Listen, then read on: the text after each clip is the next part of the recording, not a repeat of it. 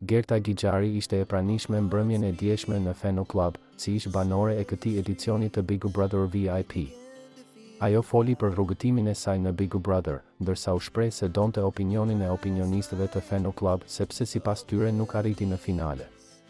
Ronaldo Sharka bëri një analizë të lojës së Gertës duke e cilësuar si një lojtare të fortë.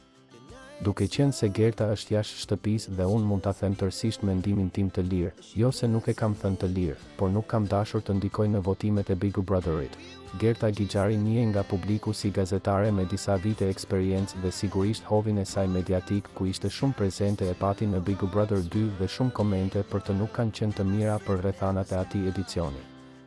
Mendoj që Gertës këtë vit I ndodhi karma e mirë, funksionoi karma e mirë për Gertën, sepse publiku njohu një Gerta tjetër dhe nëse do të paralelizonim lojën e dy motrave Gjigjiari që nuk e pas kërkan për fat ta fitojnë Big Brotherin, unë mendoj që Gerta është më e fortë sepse jo vetëm që nuk e la garën në mes, por personalisht mendoj që Gerta Gjigjiari Rozanën e ha për mëngjes, drejt dhe darkë pavarësisht se si shkoi televotimi.